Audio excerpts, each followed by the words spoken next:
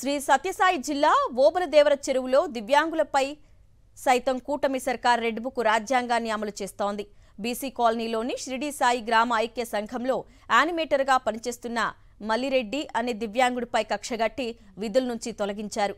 20 ఏళ్లుగా వీఏఓగా పనిచేస్తున్న తనకు జీతం రాకపోయినా సరే ఉద్యోగం చేశానని, కానీ కూటమి సర్కార్ అధికారంలోకి రాగానే తనను ఉద్యోగం నుంచి తొలగించారని ఆవేదన వ్యక్తం చేశారు మల్లిరెడ్డి. కనీసం సంఘ సభ్యులను అడగకుండా ఎటువంటి తీర్మానం చేయకుండానే విధుల నుంచి తొలగించారన్నారు. తనకు జరిగిన అన్యాయంపై జాయింట్ కలెక్టర్ని ఆశ్రయించినట్లు వివరించారు. వివోఏగా నేను 20 సంవత్సరాల నుంచి విధులు కొనసాగిస్తున్నాను. ఇప్పుడు వచ్చిన ఏపీఎం రవీంద్ర సార్ గారు విధుల నుంచి నేను తొలగించినాము. రాజకీయ నాయకులు చెప్పినారు. గ్రామ సంఘం ఏర్పాటు లేకుండా, గ్రామ సంఘం తీర్మానం లేకుండా నన్ను తొలగించడం జరిగింది.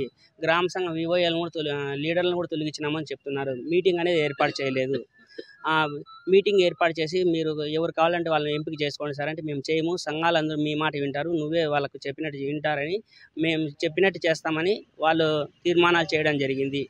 నా మీద కక్ష కట్టి అప్పుడు పోయిన 10 సంవత్సరాల కింద కూడా ఈ ఏపీఎం రవీంద్ర సార్ గారే నన్ను తొలగించి ఇబ్బంది పెట్టి మళ్ళీ సామరస్యంగా మళ్ళీ కొనసాగించడానికి చేసినాడు. సారు చాలా ఫ్రాడ్ చేస్తాడు.